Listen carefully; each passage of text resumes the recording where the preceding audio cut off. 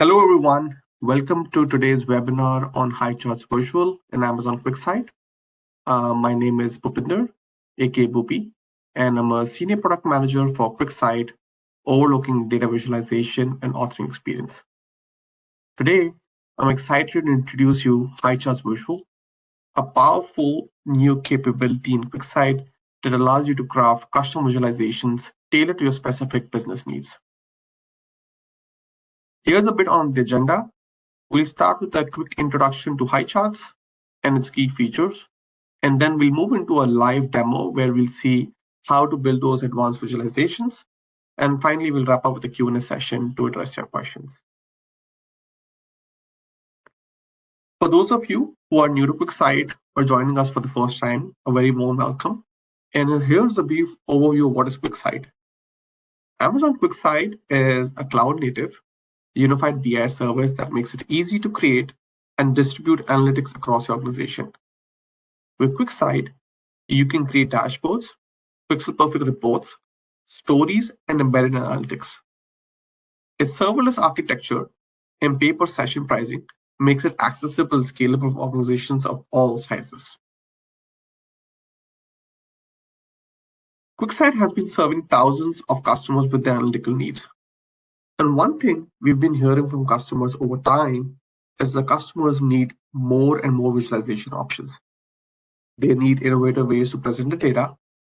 Visualizations help tell compelling stories and meet their complex business needs.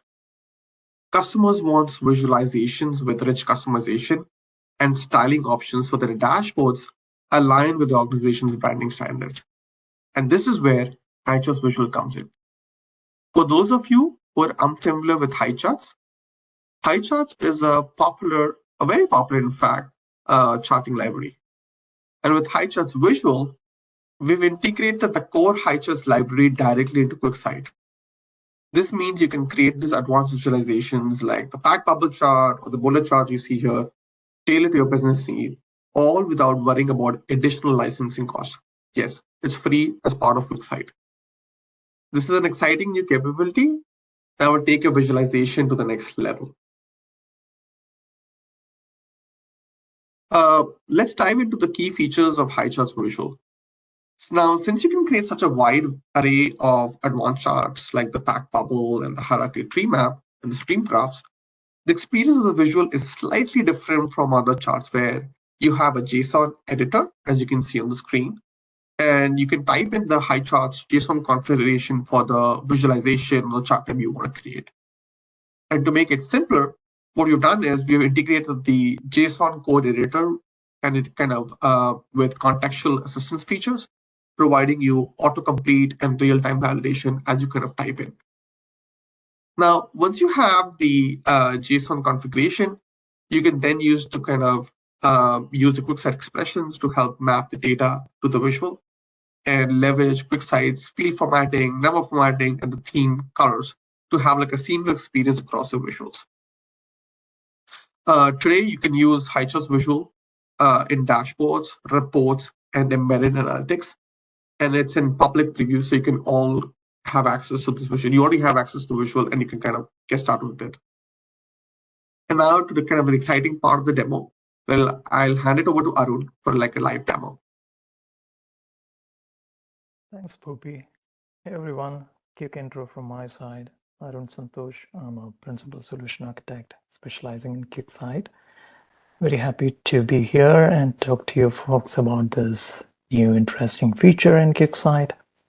So we are starting off in QuickSight analysis view. I just have a brand new sheet, interactive sheet open here, and I can start off creating a Highchart visual by selecting this chart type from our list of inbuilt charts. So I select Highchart visual and it adds that new visual to my sheet. And herein, as Bhupi mentioned, the properties panel is slightly different. We do have the display setting that you're familiar with. We have a data point limit. By default, it's 2,500 data points. We can bump that up to 10,000 data points where needed. And then for For the customization, we have this chart code section, which is a JSON code editor here. And under references, we have linked some of the useful documentation to get you started. So we have a sample analysis in Demo Central. We will be exploring it further. And then we have links to our QuickSight community, Highcharts own documentation, and QuickSight documentation for our JSON expression language operations. So in here, let's open up this sample analysis on Demo Central. I'll drop this link in chat so that folks who are maybe not logged into QuickSight can also utilize this. And Boopy, WebEx is hiding on me. Could you please drop the link in chat? Sure, I'll share it. Okay, thank you. So in here, we have Demo Central is our public facing demo site. You don't need any credentials here. Each time you log in, you will get a session which is valid for 1 hour. And the link that we are giving you will directly take you to the Highchart sample there and its analysis view, so we can interact with it as we go along. We want you to start looking at this in the order in which these tabs are given. So first, with getting started, we can look at a simple example here. So in here, you can see in this JSON code, we are specifying the chart type as packed bubble. And then we have just given a data array here.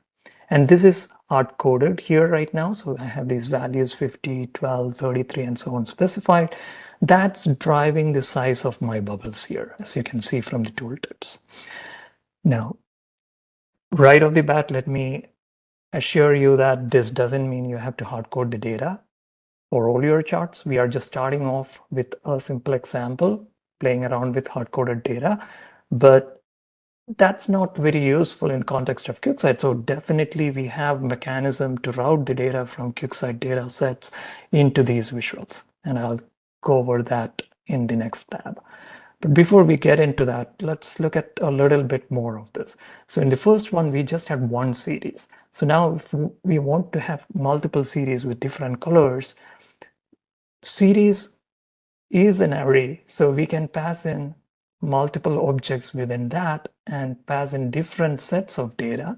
So here you can see if we have this additional 2 data points with 100 and 150 as the size of those bubbles, and that's coming as a different color now into this packed bubble, and it recognizes those 2 series.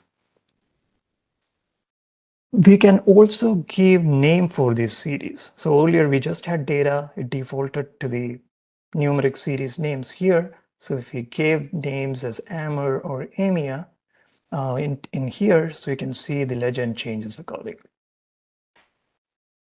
Next, we can customize this even further. We could specify different colors. We can specify additional context information here. Instead of just passing in an array of values, you can pass in structures within that array. So objects here. So instead of a single data point, a numeric value, we could pass in an object with named properties like name of the product, the value of the measure, all that can be passed in. And in this, you can see one packed bubble alone is in red, and that's because we have specified in here an additional property, the color red. So it takes that and overrides the default series color because data point is at a lower level, and that overrides the series properties. And now if we want to do packed bubbles where the top level series, we are wanting to have a enclosing parent bubble, Highcharts have this option. For packed bubble, the layout algorithm, we are saying split series true, and then it just separates it into 2 containing bubbles. Now, I know I'm going over these at a very high level now, and for folks who are brand new to Highcharts, this might feel a little bit overwhelming. That's absolutely normal. Stick with me. We will just go over the linking data tab as well, and then we will do some hands-on exercises, and that will get your comfort level up. Okay. So next, flipping over to the linking data section. Herein, as promised, we show you how we can route the data from QuickSight data set into these visuals. So in this first example, we are having a segment group by field added and sales into the value field well. And herein, for the data, rather than having hard-coded value, we are having this expression within square brackets. I'm saying get column from value, comma 0. As you can guess from the name, get column from value is grabbing onto the fields which are in the value field well.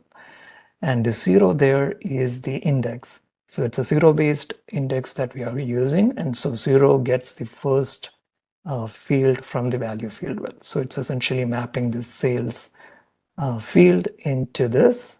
And we have 3 segments in the segment field. So since we are grouping by it, we get 3 data points, and that's what we are plotting here. So that's dynamically data coming from QuickSight getting plotted as a Highchart visual. Now, if you want to also add the segment information, here 3 bubbles are good, but if we can't say from the bubble which segment this belongs to, it's not as useful, right? So we want to pass in that segment information too. And for that, we have a different expression called get column. And herein, the indexes given are 0 and 1. And get column goes across both group by and the value field wells. And the index starts from the first field in group by. So here, the 0 means segment field, and then 1 maps to sales field. So it's essentially picking both of those fields, and for each row, packing those fields into Highcharts, routing that data into Highcharts here. And this kind of an operator, we call it the JSON expression language. This is something which our engineering team developed to allow for data to be routed from QuickSight data set into Highcharts, keeping it very dynamic. Now, we can also create those series that we saw earlier, the parent packed bubble. We could create that dynamically as well. And for that, we have more operators available.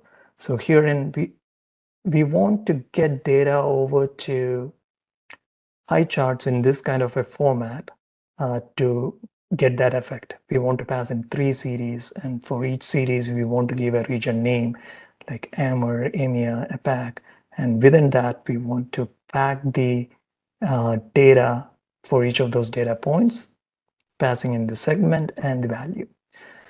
To construct that dynamically, we can use the map operator.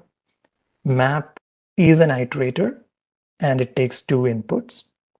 The first one is the data that you want it to iterate over, and the second is what you want to do with that data. So herein, the first argument is this one to the map operator, and that is a nested operation there.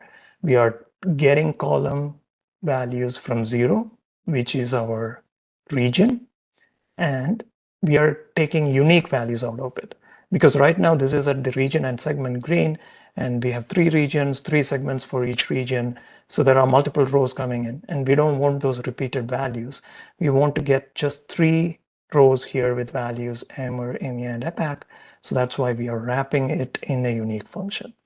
And now the next part of the map operator, we are telling for each of these, give me an object with this kind of a structure. So in that object, we are saying the name should be item, and item is the current row that you're iterating over. In our case, there is only 1 column in our row, which is the region name. So the item will have values AMER, EMEA, or APAC in each iteration based on which iteration round you are on, right? And then we want to dynamically create a data array for that series object. And for that, we can again use nested maps. So in here, we are saying within this nested map, we want to use a filtered set of data. For that, we are getting the get column 0, 1, 2. 0 is region, segment, sales, we are getting that. And then we are going to filter it for just the region that we are iterating through. And for that, if we use the second argument to our filter, which is the evaluation condition. If it's true, the row that you're on gets included. If it's false, it gets excluded. Now here we are doing an equality operator, and we are saying get item 0. What that means, item here is the current row that you're working on. So a row that has region, segment, and sales. And you're getting index 0 out of it, which is your region. So it's taking the current row's region and it's comparing it with item comma 2. Now item comma 2 means you're looking at the item from your parent context. So in our parent context, the item that we are iterating over is the region. So let's say the first time we are coming in for the very first iteration, the value was AMR. Item comma 2 has the value AMR. And so we are essentially going through each and every row of our data set, checking if the region there matches AMR, and if so, we include that in here. So for AMR's iteration, we get all of AMR's rows, and therein, now we have again region, segment, and sales. We want to get just the segment and sales of that, right? So for that, we use these get operators here. Get item 1 gets us segment, get item 2 gets us sales. And likewise, we go through that iteration once for each region, and we have the ready-made dynamically created data in the format that Highchart expects. Now, I know I covered a lot. We went through Highchart's basic samples with hard-coded data. Then we went through how to route QuickSight data from our data sets into that. I think we have enough information here to start diving in and play firsthand with this. So Whoopi had dropped the link in chat earlier. If you didn't already open it, please go ahead and open it there. And let's go on to this hands-on section and start building out a simple line chart. We'll start off real simple, and then we will go deeper and deeper, build onto the complexity of that line chart, just to get you familiar with this. Okay, so for that, in here, we have given two charts side by side. Our intent is to start with this chart on the left-hand side. This is what we will customize. Once we are done with that exercise, we want it looking like the chart on the right. Okay, and if you want to refer what was done in the code, that's available from the properties of the right-hand side chart. But I'll be walking you through these steps. So I say try to sync with me, and we will complete all these exercises very smoothly. Okay, so in here on the left-hand side chart, just focus that and open up its properties, and let's look at its chart code. And you can expand this to take on the full size if needed. So in here, we have plugged in the order date and sales, and it's not plotting anything because we have just put in skeletal code here, just a series array with an empty object in there. So now if we want to start plotting the data, as we saw in the earlier samples, what we need is a data array to be defined. So just within double quotes, type in data followed by a colon. And now we want to route in the data for this, right? So we can use our get column expression. So within square brackets, you type in double quotes get column, comma, 0, comma 1, meaning we want to pass in both the order date and the sales into this data array. And once that's typed in, just click apply code and you get your chart. So it's It's not perfect. It's a start. We will further customize this in the subsequent steps. Okay. So now let's minimize that. And you see now we have the chart looking exactly like we wanted on the right-hand side. On to the next exercise. Can expand that one. Here, what we want to do is fix the axis, like fix the x-axis labels, right? You can see that the labels here are all numeric. That's happening because we are passing in the order date. Highcharts sees these dates as epoch values, like you're seeing in the top section of these tooltips. It reads in the dates like that. And we haven't specified what kind of an axis this is. So it's just treating it as a regular numeric axis, and that's why the x-axis looks like this. The labels look like this. Now we have to tell Highcharts that our x-axis is a date time kind of axis. So to do that, we can add an x-axis, and you can see as I start typing in here within the chart code, it's giving me those options. So I can select x-axis and now open up the object definition there, and within that I want to give a type property and type in date time. And with that, you can see now the series has this red squiggly lines below it. Why that's happening is because this is standard JSON, those validations are being done, and I'm missing a comma here after my x-axis definition. So if I put in the comma, that error marking will go away, and I can hit apply code here.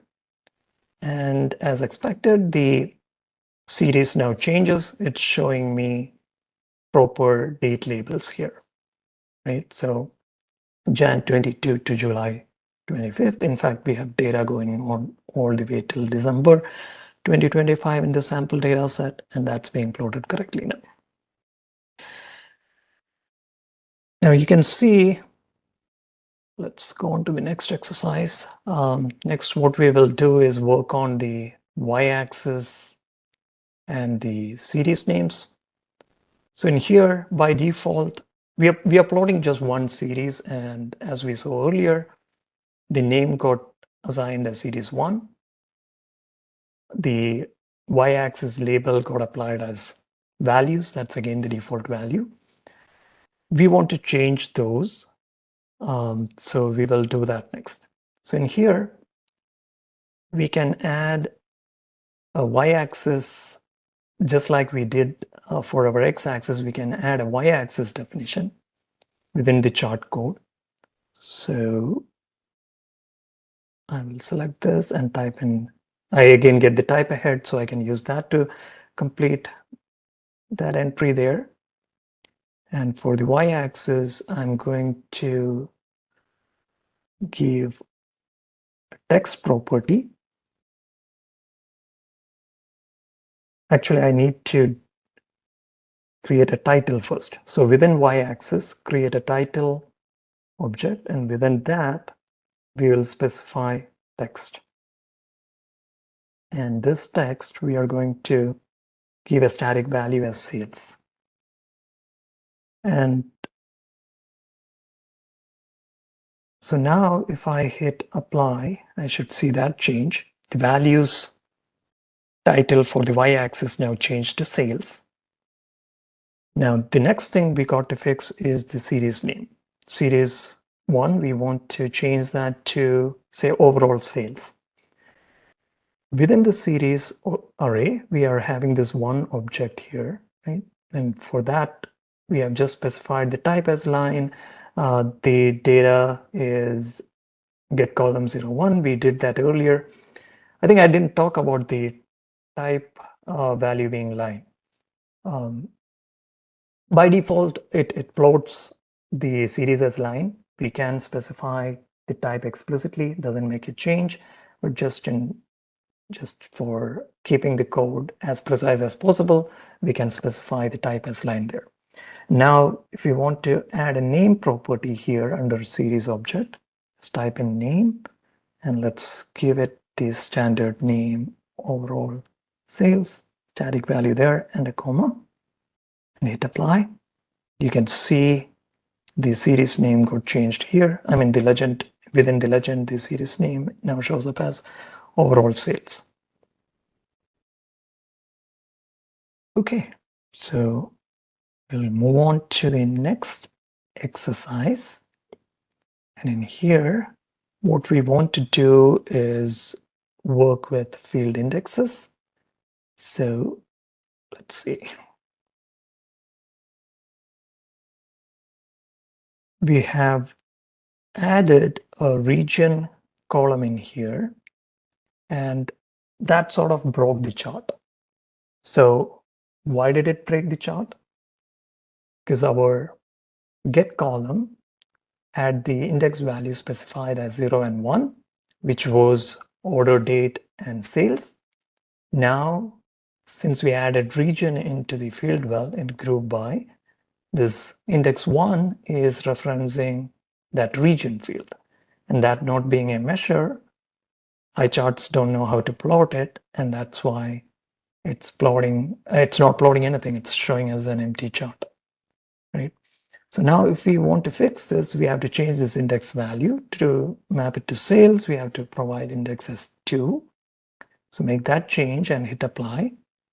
And you will see a really squiggly line, which is wrapping around a couple of times. That's absolutely fine. That's what we were expecting to see here. And you'll see that was our target state on the right-hand side. Now, why is this happening? For each order date, now we are having 3 data points, right? We have one for AMER, one for EMEA, one for APJ. So it's plotting the data points all the way forward. It's coming back because it's now having multiple entries for, say, Jan 2022. So it wraps around twice. That's expected. We will fix that in the subsequent steps. Going on to the next one, where we'll create the series dynamically. So I'm on exercise 5. In here, what we want to do, we have started you off with some skeletal code again. Just in interest of time, if you see under series, we have plugged in a map operator here. And we have specified the unique values that we want to pull is from get column index 1, which is our region column. And it has 3 unique values. We have given the skeletal code for series object within that, but all we have done is specify the type as line, and that's why it's not plotting anything yet. Now, to see how this works, let's start off by giving it a static name. So after the line, put a comma, and let's type in name as the property name, and let's give it a static test. We are having the test repeated 3 times here, and that's what we want to see because we passed in the static value and the map operator is working properly. It's giving me that 3 entries for my legend now. Now, if you want to actually make this work with dynamic values, we want to replace this with our item operator. So for the name, instead of the static value test, we give the name as item. And if we do that and hit apply, now we see AMER, APJ, and EMEA, which is what we expect out of this map operator. Okay, so that's step 1 to creating a dynamic series. And in the next step, we will dig further here. And for that, here what we want to do is we have added a filter condition here. So if you see the code for this one, let's expand this out. In the map operator, this part is same as what we saw earlier. The line, the name, type and name is same. Within the data, we have added a filter operator, and we have plugged in the data set as well. We are saying get column 0 to 1. 0 is order date, 2 is sales, and 1 is region. So we have all that set up for you. Now, the condition, filtering condition though, we have given as true. So what that's doing is it's essentially taking all the rows. Even if the first iteration I'm going in for AMER, but I'm not filtering my data, so it's taking all the data for all three regions and plotting these wrapped around lines. It's doing that for AMER, it's doing that for APJ and for EMEA. And since it's the same set of lines, we see only EMEA's values here. So if we click on the legend and cancel out EMEA, that's a feature which Highcharts provides. You can click on the legend and just filter it out. Now it's showing me the lines for APJ. If I cancel it out, then I see AMER. So that sort of proves my point that there are three sets of lines which are wrapped around and they are superimposed on top of each other, which is what we want to see at this point. And we will fix this to get multiple lines. So for that, let's change this filtering condition. Instead of true, let's just type in an equality operator to do this over multiple lines. Okay, equal to is the first operation we are putting in. That's equality operator. It takes two inputs. First, we will pass in the region from our rows. So for that, we will use the get operator. Within that, we specify item, which has all three columns now.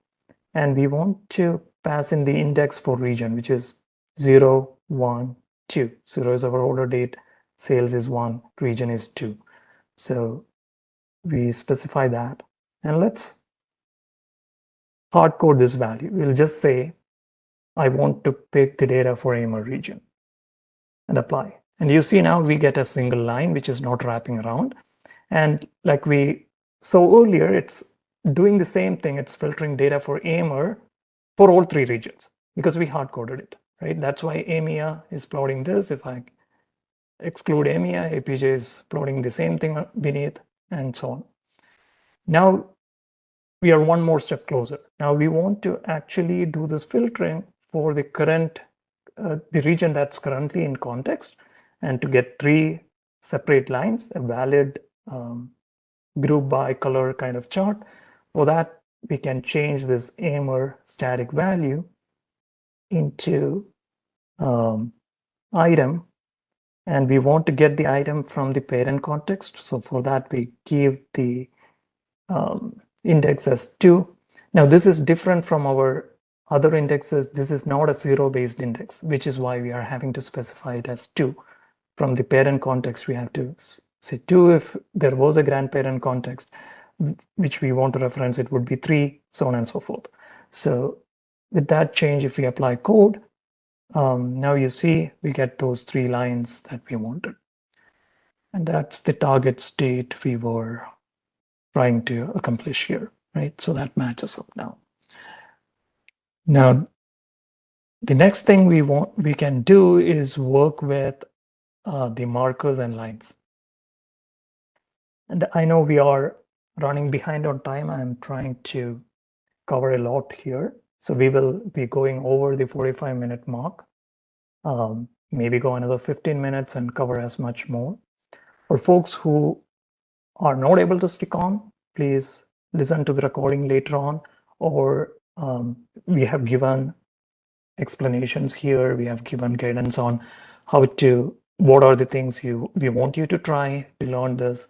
You could come back and explore this on your own as well.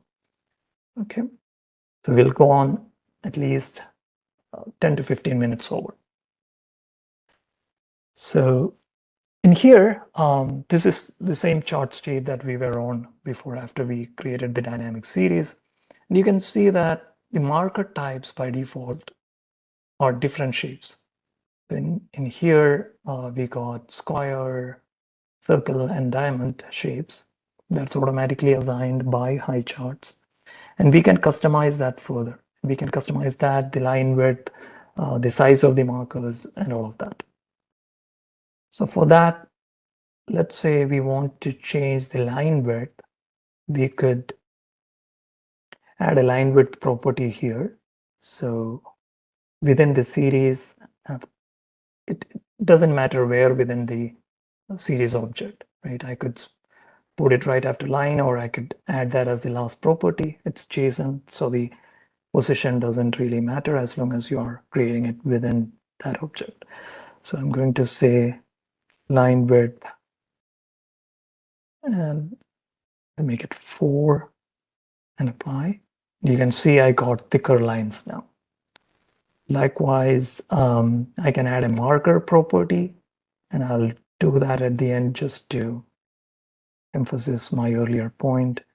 So I can add this marker, though I have to, let's say I have to create marker, and then within that I want to pass in a symbol type. And let's say we create circular markers, uniform markers for all lines. So apply. You can see now the squares and the diamonds are gone. Everything's circular markers. And if I want to change the size of these markers, I can change the radius here within the marker object. I add a radius property, and let's say I give it a value 5, apply, and I have bigger markers now. Okay, so that sort of shows you how to customize these markers and lines. We will explore this more. Next, we will work on colors. So for that, start off on this one. And for colors, we have multiple things to try. So right now, we haven't specified anything about colors in this definition, but it automatically got 3 different colors. These colors are being pulled from our QuickSight theme that's applied onto this analysis or dashboard. It's automatically pulling it from there. So if I go into themes, you can see that the applied theme has got these 3 colors. It's pulling the first 3 colors out of it. So we can change that.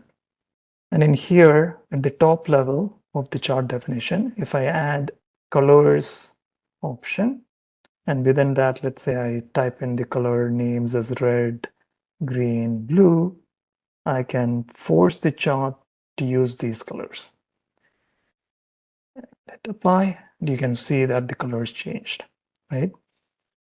We can, earlier it was implicitly pulling this from QuickSight, but we can explicitly tell it to pull from QuickSight by using get color theme operator. Get color theme. This essentially gets all the colors defined in our theme palette and presents that as an array feeding into this colors property. And that sort of brings us back to our original chart here, because earlier, even though we didn't apply this explicitly, it was happening automatically.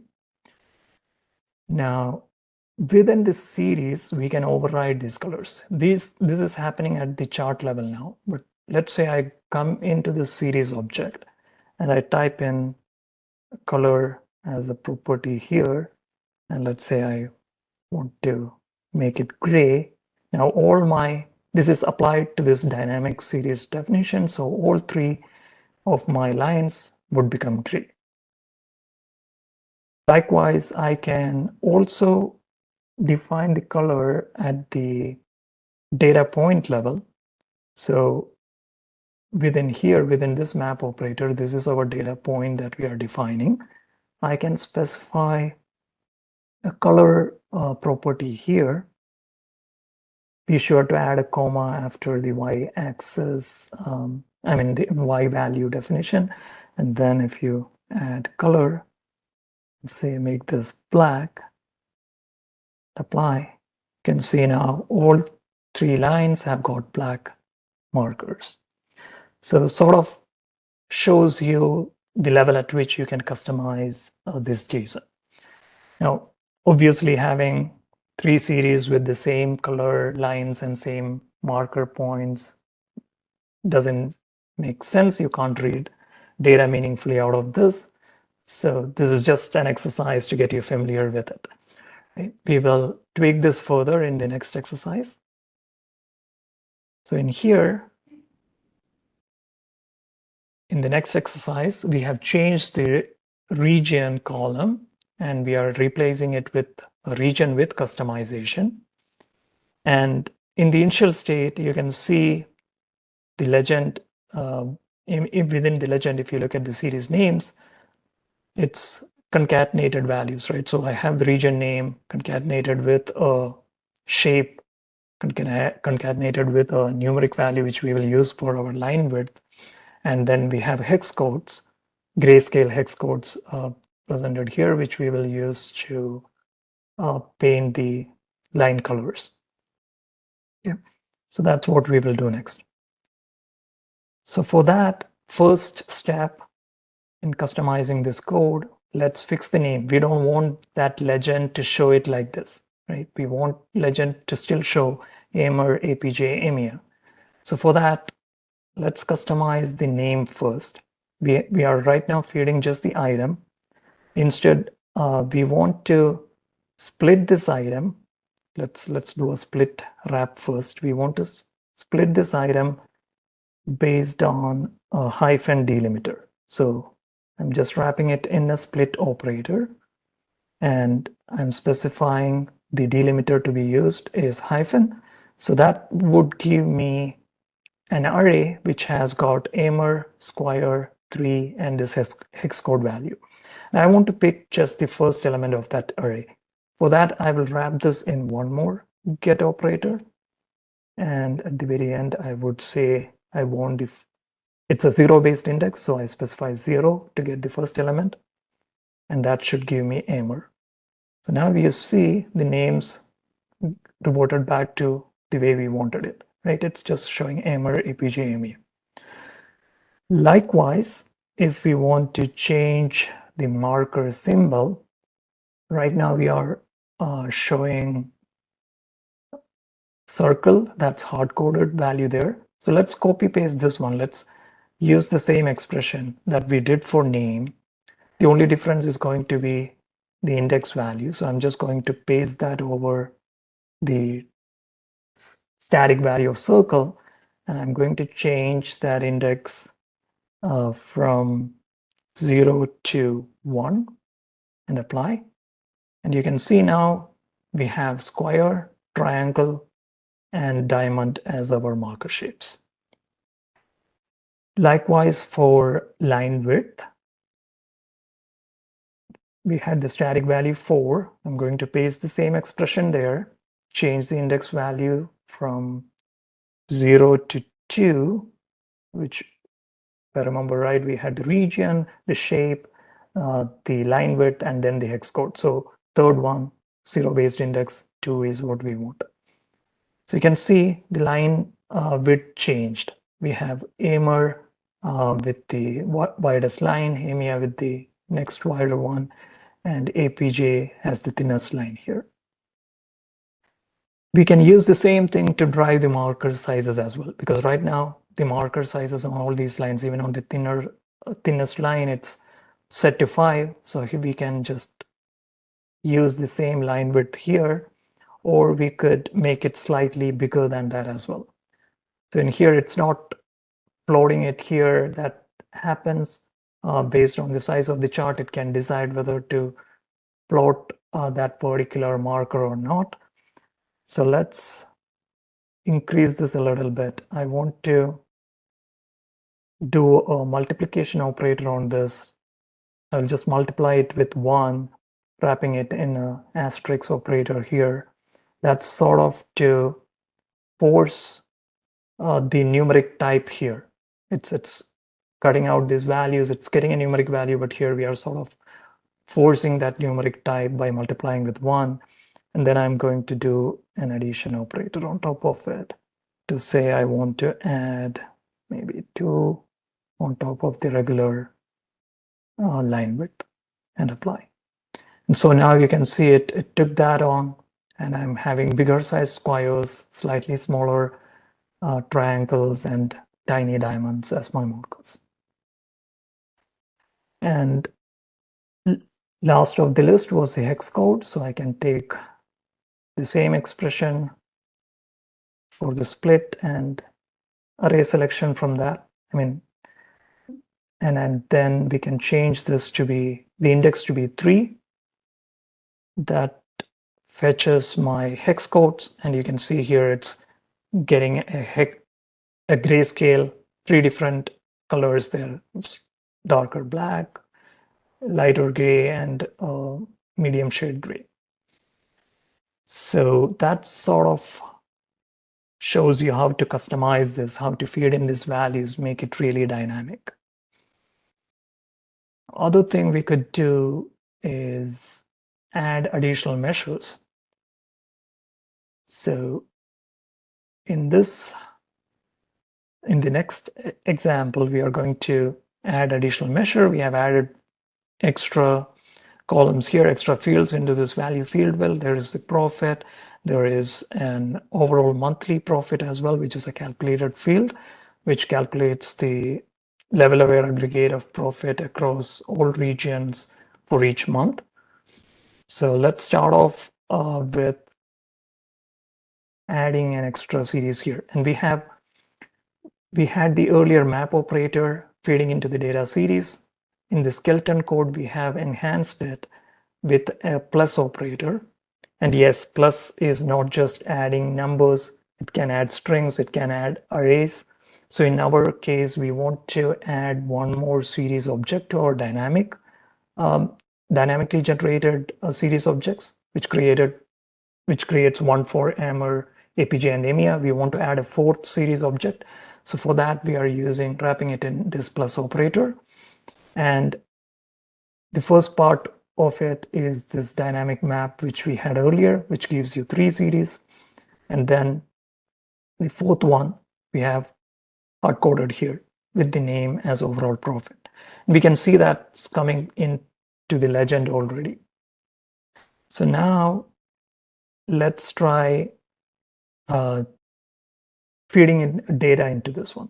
So for that, we will just type in data and use our get column expression, get column, and we want to feed in our order date, which is our index 0, and profit, which is 1, 2, 3. So we pass in get column 0, 3 and apply. And again, we see this pattern. We know this is why this is happening. We covered this earlier. I am having data at a lower grain, but I'm using just the month and the profit. So it wraps around because it has multiple points. We'll fix that. This is just a starting point. So if we instead, and also note that here, it's all squiggly lines. It's not superimposing over itself because the profit for each region for each month is different. Versus in the overall monthly profit, let's look at that calculation real quick. We have done the calculation just at the monthly level, partitioned at month level. So it sums up across all regions and gives us the overall profit. So if we change the index from 3 to 4 to go pick the overall monthly profit, it's going to get the same value for all 3 regions. And it's now superimposing that line, and it's wrapping around thrice. We have to fix this further. We have to plot just the line. We don't want that wraparound happening. There is an easy way to do this by filtering this data. We know we are getting the same data value for Emmer, APJ, and EMEA for each month. So we could choose to use values from just one of those and ignore the others. So we can easily do that using a filter function. I'm wrapping this in a filter. And then for my filter condition, I'm going to say it starts with, and I'm going to check. I have to change this to also include my region in this case, right? So I want to check for the region match. I do not have the region in here yet. So I could add that region. And for right now, I have the region with customization coming in there. So I could say that's index 1. So this now has order date, overall profit, and the region with customization. And that's why I'm using the starts with operator. I want to compare against this region with customization. So to pick that one, I use the get operator there. And from item, which has all 3 columns, I want to pick the region with customization. That's my 0, 1, 2 second index. And what is it that I want to compare it with? Let's say I want to use the static value aimer and apply. And you can see it now gives me a single line. This is an okay enough workaround, but keep in mind that this should be used only if you're 100% sure that you will have data for aimer region for each and every month. Because if for 1 month, let's say you had data only for APJ or EMEA, you don't have aimer, then this is going to drop that completely, right? So this is just a workaround which is slightly easier than the alternative, but we will see the true way of doing this next, which is using a reduce operator. So in the next step, let's look at this one. If you look at the, let me just refresh my code to get the color back into the editor here. Let's go to hands-on again.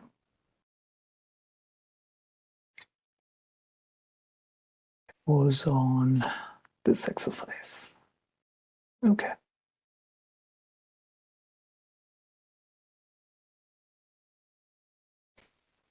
We'll have time maybe to finish just this one, and then I will let you explore the other exercises in this on your own. We have given detailed instructions therein, but let's cover this as our last one in this webinar. So in here, we have added a little bit more skeleton code here. We have, rather than using the implicit array to feed in data, we are explicitly passing in the X and Y values within the map operator. So we are passing in the order date, and for the Y value, we want to reduce the data across all 3 regions. Here we are flipping back to our standard profit. We are not using the level aware aggregate, we are using our standard profit. So for each order date, we are going to get 3 rows. Coming into this section, we get 3 rows when we do the filtering for it. And then right now, I have just not done any filtering. So I have just pulled in the get column 0,3, which is pulling in the entire data set. So for each iteration, it's getting the entire data set. What it's doing is taking the profit from it, profit field from it, and it's accumulating it, starting with the 0 value for the accumulator. So that's why you're seeing this line up top with a very high value, and it's the same for each because we are not filtering the data. So what we need to do is filter this data. For that, let's type in filter, comma, this one, and we will use the same data definition within that. And the condition that we want to use for filtering is we want to match this based on the unique order date for which we are currently iterating. So that's our equality operator. We did this earlier, so you must be getting familiar, getting the hang of this now. So get item and date is index 0 here because that's the first item they're in. And we want to match this to the date from the outer loop. So we do an item comma 2, and that should filter it. So it should get only 3 values now for each month. And then the reduce accumulator should do its magic on top of that. And we should have a proper line chart here. See? So this is the right way of doing that kind of on-the-fly production of multiple rows and summarizing the value when your grain of your base data set differs from what it is that you want to visualize. So all that powerful capability is there in JSON expression language. And I highly recommend that you take some more time today, run through the rest of the exercises. We show you how to add another y-axis, how to do it with a different scale, how to have the profit move over to that y-axis, then how to customize tooltips, because by default you will see this longer decimal values and the date format, which might not be what you want to show, and you want to have a more customized tooltip. You can control that at a finer grain. We show you how to add annotations to your chart. Here we have given exercises on how do you do that in a static mode, and then link to the sample 17, which has a more dynamic version of the annotation, marking max and min points on the line. Then we show you how to change the chart types, because some of these charts are very different from each other and will need custom code, but lots like line chart, bar chart, column chart, the base elements are the same. So just changing the chart types on top of the existing one, you could easily change something. Maybe I will just show that and stop with that. So here in, let's say, I have this type defined as line. So if I were to just change this to column and apply, you can see I get a clustered column chart now. So if I add one more parameter here on stacking and say, put it as %, now I will get 100% stacked column chart. And if I don't want 100% stacked, I want a normal stacked chart, I could change the stacking to be normal, and I get a normal stacked column chart. This becomes a combo chart, and it's more readable than like having 4 lines in there, right? So as mentioned earlier, try all these exercises, then go through the samples that we have provided. We have given a whole bunch of sample code here to get your imagination going, and you can go through the comments provided in the code to understand how this is being done. And then, of course, there is more samples available in Highcharts site. You could reference that and see how you can make that work with QuickSight. We have also given you reference to the JSON expression language here, all the different kinds of operators that's available. I covered a lot of this in my sessions, but there is a ton more, right? You just need to get the hang of using it, and then once you know to use the equality operator or the addition or the subtraction, then it becomes really easy because it's the same pattern across, right? Okay, so I think that brings us to a logical conclusion point. I know I went 15 plus minutes over, but I hope that was worth your time, because we had really complex content to cover today and really powerful content as well.